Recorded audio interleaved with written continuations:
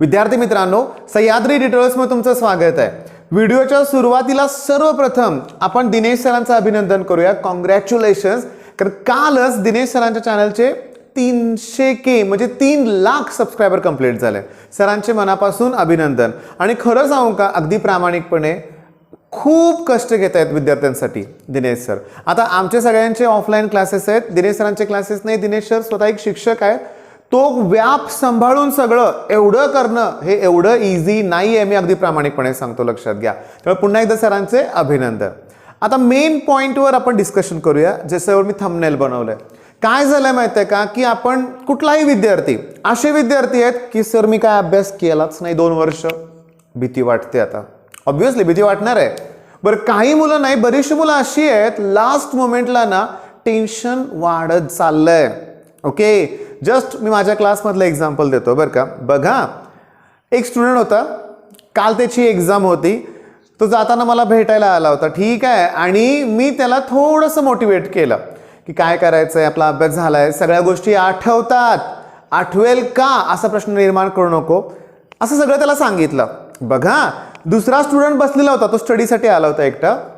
तो काय म्हणला माहिती आहे का मला, सर माझा 24 तारखेला पेपर आहे, मी 23 तारखेला तुम्हाला भेटायला येतो, प्लीज मला तसंच पुन्हा एक्सप्लेन करा. मी म्हटलं हा काय प्रकार आहे. सर मला पण थोडी थोडी आता भीती वाटायला लागली. ॲक्च्युली तो स्टुडंट एक्स्ट्रॉर्डनरी आहे, तरी पण भीती वाटते. साहजिक आहे, हे थोडंसं नॅचरल आहे म्हणूया आपण. सगळ्यांनाच भीती वाटते, पण त्यातून लवकर बाहेर आलं पाहिजे. आता प्रथमेश वेल्लाळ नावाचा आपला एक सबस्क्रायबर आहे, स्टुडंट आहे म्हणूया आपण. त्यानं काय कॉमेंटमध्ये लिहिलं तुम्हाला सांगू का, की बिनधास्त पेपरला जावा, पेपर सोपाच येतोय, काही अवघड येत नाहीये, सगळे क्वेश्चन्स इझी आहेत. ओके, बर, आता मी थंबनेल मध्ये काय दिलं लक्षात घ्या, की शेवटच्या दिवशी काय केलं पाहिजे. ओके, आणि काय करू नये. काय करू नये मध्ये मला काय सांगायचं आहे बघा, लक्षात घ्या, की ज्यांना थोडंसं मेंटल टेन्शन येईल, ओके, असं काहीच करू नका. कुठलीही निगेटिव्ह गोष्टीचा विचार करत बसू नका, अगदी फालतू तणाव निर्माण करू नका, आनंदी राहा. ओके, म्हणजे काय केलं पाहिजे, आपण आनंदी राहायला पाहिजे. हा पेपर सोपाच असणार आहे, सारखं हेच विचार करायचा. ओके, मग काय करू नये, उगाच निगेटिव्हिटी क्रिएट करू नका. ओके, बर. दुसरी महत्वाची गोष्ट, अतिशय महत्वाची टिप मी तुम्हाला देतो आता, आणि 1 मिनिटात हा व्हिडिओ कदाचित संपेल पण बरं का. शेवटच्या क्षणाला तुम्ही काय केलं पाहिजे मी सांगतो. मॅथ्सची तयारी करायची आहे ना, दिनेश सरांनी काल जे लेक्चर अपलोड केलंय ना, ते बघितलंच पाहिजे. दिनेश सरांनी ऑलमोस्ट ह्या एवढ्या शिफ्ट झाल्या ना, यातले 90 प्रश्न कालच्या व्हिडिओमध्ये त्यांनी पटपटपट एक्सप्लेन केलेत. आणि एक्सप्लेन करत असताना सरांनी सांगितलेलं प्रत्येक वाक्य माझ्या लक्षात आहे. सर 2-3 वेळा काय म्हणले बघा, नीट ऐका. सर काय म्हणाले, की सर म्हणाले आहे तेच क्वेश्चन रिपीट झालेत 20चे 21ला. प्लसच्या ठिकाणी मायनस आहे, मायनसच्या ठिकाणी प्लस आलंय, आणि आलेत ते क्वेश्चन एकदम इझी आहे. आता ज्यांनी मॅट्रिक्स केलाय त्यांना माहित आहे, अरे 2/2च्या मॅट्रिक्सचा इन्व्हर्स काढणं काहीच अवघड नाहीये. 3/3चा पण अवघड नाहीये, शॉर्टकट्स आहेत त्याच्यावरती. मी एक बघा, ज्यांनी मॅट्रायसिस केलाच नाहीये ना, त्यांच्यासाठी मी लिंक देतोय डिस्क्रिप्शन मध्ये. आणि आनंदानं मला पण सांगण्यात काय, म्हणजे थोडक्यात अभिमानानं सांगू वाटतंय, की चॅनलवरचा सगळ्यात जास्त व्ह्यूज ज्याला मिळाले तोच व्हिडिओ आहे. याचा अर्थ तुम्हाला तो आवडलाय. म्हणजे मी असं थंबनेल टाकलंय त्याचं, की solve any problem in 10 seconds. Okay, हा रिअली 10 सेकंदात होऊ शकतो कुठलाही प्रॉब्लेम, लक्षात घ्या.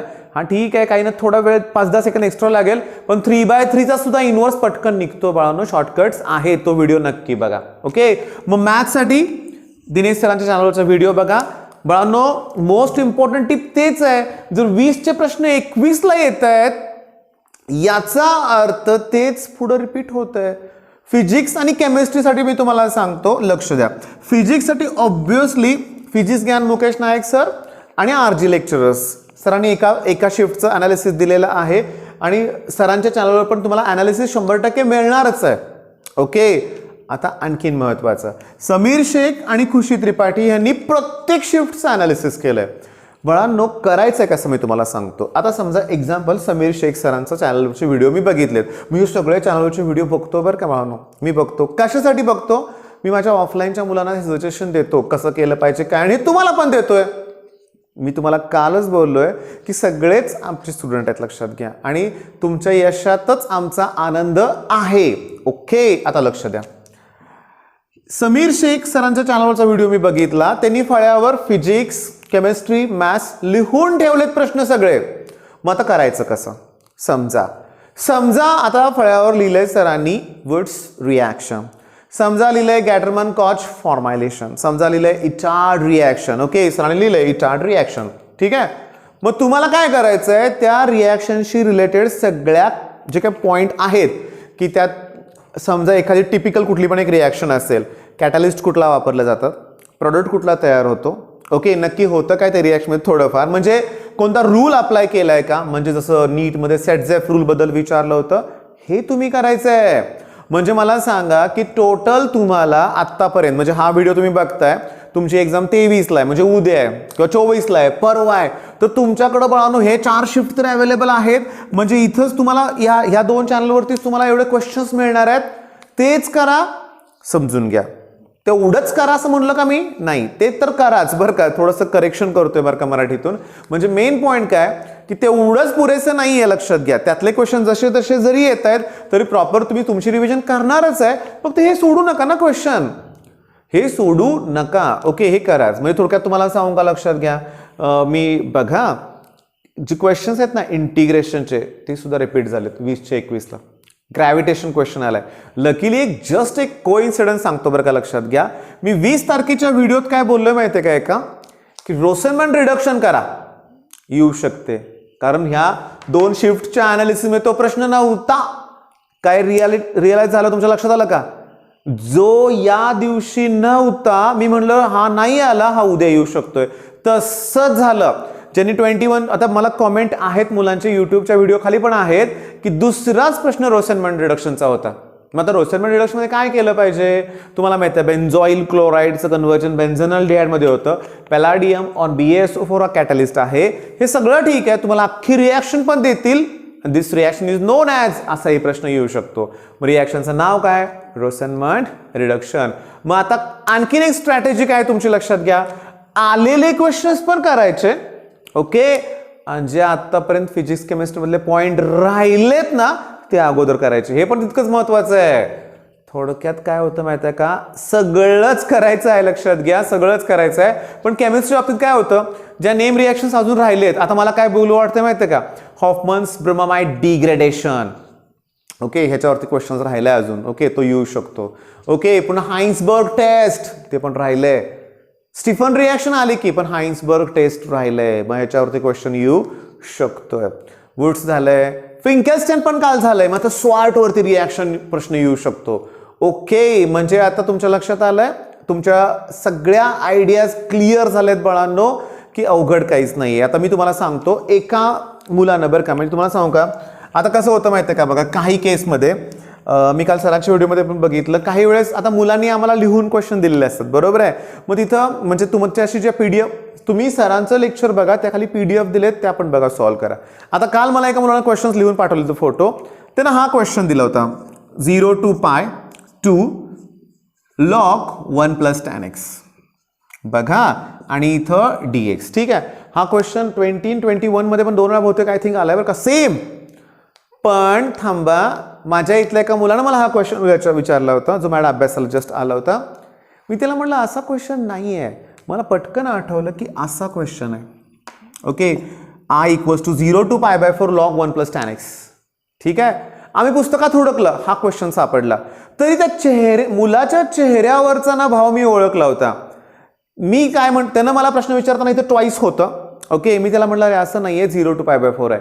आणि मला आता पुन्हा व्हिडिओमध्ये दिनेश सरांचे आभार मानायचे आहेत, कारण सरांचा व्हिडिओ जसा लॉन्च झाला तसं प्रत्येक पॉईंट, प्रत्येक त्यातलं न्यूमेरिकल मी बघितलं. का, मला उत्सुकता होती या प्रश्नाची, आणि सरांनी हाच प्रश्न घेतला होता. मग तो मी त्या मुलाला पटकन तो व्हिडिओ बघून त्या पॉईंटवर बघायला सांगितलं. तेव्हा तो म्हटला हा सर बरोबर आहे, ठीक आहे. म्हणजे बघा, म्हणजे काय होतं माहिती आहे का, मला सांगायचं काय, जे क्वेश्चन्स तुम्हाला PDF फॉर्ममध्ये मिळालेत, यश दादा प्रोव्हाइड करतोय किंवा बऱ्याच ठिकाणी तुम्हाला मिळत असतील, त्यात ना एखादा प्रश्न जर प्रिंटिंग म्हणजे लिहिताना पण चूक होऊ शकते बरं का, कारण हे मेमरी बेस्ड क्वेश्चन्स आहेत, त्यामुळे त्याचा पण जास्त तणाव घेऊ नका. तुम्ही टाईप ओळखायला शिका बरं का. आणि सगळ्यात महत्त्वाचं इंटिग्रेशनमध्ये ठीक आहे 4-5 प्रश्न येतात, त्यातल्या डेफिनाइट इंटिग्रेशनचे आहे ना, त्यात लोअर आणि अप्पर लिमिट दिलेलं असतं समजा, म्हणून आपण प्रॉपर्टीजवरती बेस्ड न्यूमेरिकल सोपे येत आहेत. एरिया अंडर कर्वचे प्रॉब्लेम इझी आहेत, शॉर्टकट बेस्ड आहेत, लक्षात घ्या. मग आता पुन्हा एकदा शेवटची टीप परत सांगतो बाळांनो, की शेवटची टीप आहे काय, झालेले क्वेश्चन पहिला परफेक्ट करा, त्यातलेच रिपीट होत आहेत. मला 2020चा अनुभव आहे. ओके. आणि सगळ्यात महत्त्वाचं बरं का, की आपण सगळ्यांचे आभार मानूया, कारण आपल्याला एवढे क्वेश्चन्स मुलांचे पण आभार मानूया बरं का बाळांनो. हा, निस्वार्थीपणे मुलं मदत करतायत. म्हणजे तुमच्या लक्षात आलं का, हा आता समजा असा पण मुलगा विचार करू शकतो ना, की मी का देऊ क्वेश्चन, माझी शिफ्ट तर झाले, माझ्या क्वेश्चन दिल्यामुळे त्याचा स्कोर वाढेल. पण असं कोणी विचार करत नाहीये. सगळेजण एकमेकांची हेल्प करतायत ना, याच्यासारखी आनंदाचीच कुठली गोष्ट नाहीये. आणि तुम्ही माझ्या अनुभवावरून तुम्हाला सांगतो, तुम्ही दुसऱ्यांना मदत करा, तुम्हाला कोणताच त्रास कधी होणार नाही. तुम्ही दुसऱ्याला त्रास देऊ नका, तुम्हाला पण त्रास होणार नाहीये. ही आयुष्याची रियालिटी आहे, लक्षात घ्या. मला पुन्हा एकदा विद्यार्थ्यांचे आभार मानायचे आहेत, आणि त्यापेक्षाही आणखी तुम्हाला सांगू का, मला आभार या स्कोर बुस्टरचे मानायचे. ओके. यांच्याशी माझा काही टायअप नाही आहे, लक्षात घ्या. आभार का मानायचे आहेत, खरोखर एक दिशा मिळाली गेली 2 वर्ष आम्हाला. म्हणजे माझ्यासारखे क्लासेस घेणारे जे आहेत ना सगळे, त्यांना सगळ्यांना माहिती आहे की सीईटीची प्रिपरेशन जरी करायची म्हणली ना, करून घ्यायची, तर किती MCQ घ्यायचे तेवढ्या कमी पडत होत्या. पण आता स्कोअर बुस्टरमुळे कळालंय एक्झाम मध्ये काय येते, कसे येतात प्रश्न, तेच कसे रिपीट होत आहेत. त्यामुळे स्कोअर बुस्टरचे पण आभार मानलेच पाहिजेत, लक्षात घ्या. आणि हे बघा, रिझल्ट बेस्ट लागणार आहे तुमचा. ओके. मग आता विनाकारण नको त्या पण काळजी करू नका, की मग सगळ्यांना पेपर सोपे गेले की पर्सेंटेज वाढल. अरे नाही, स्पर्धा स्वतःशी करा. नेहमी स्वतःतल्या चुका शोधा, स्वतःला इम्प्रूव्ह करण्याचा प्रयत्न करा. हे आयुष्यात लक्षात ठेवा. आणि हे बघा, जेव्हा आपली सीईटी कंप्लीट होईल ना, मला ही सिरीज थांबवायची नाहीच आहे. रोज 8 वाजले की व्हिडिओ मिळणारच. पण आता सध्या एक्झाम आहे, त्यामुळे 7 वाजता मी व्हिडिओ अपलोड करतोय. सीईटी होईपर्यंत 1 तारखेपर्यंत मी काय करेन, 7 वाजता व्हिडिओ अपलोड करेन. पण त्यानंतर पुन्हा 8लाच असतील व्हिडिओ आपले. काही तुम्हाला खूप चांगल्या गोष्टी ऐकायला मिळतील, मोटिवेशनल गोष्टी असतील, बऱ्याचशा गोष्टी मला तुम्हाला दाखवायच्या आहे. आमचा इथला सेटअप तुम्हाला दाखवायचा आहे, आमचा क्लास तुम्हाला दाखवायचा आहे. आणि मी तुम्हाला सांगू का, मी साताऱ्यात राहतो. अगदी प्रामाणिकपणे सांगू का, की साताऱ्यासारखं निसर्गरम्य एकदम असं कुठलं ठिकाण नाहीच आहे असं मला वाटतं. आहेत, खूप आहेत, मला मान्य आहे. पण आमचा सातारा पण बेस्ट आहे. मला साताऱ्याबद्दल पण तुम्हाला भरपूर माहिती द्यायची आहे. म्हणजे मला तुमच्याशी रिलेशन टिकवून ठेवायचं आहे अगदी आयुष्यभर. ओके. म्हणजे बऱ्याचशा गोष्टी आहेत की मला माझ्या मनातल्या तुमच्यावर शेअर करायच्या. मला असं वाटतं की मी काही चांगल्या गोष्टी सांगितल्या तर तुमच्यात नक्की बदल होईल.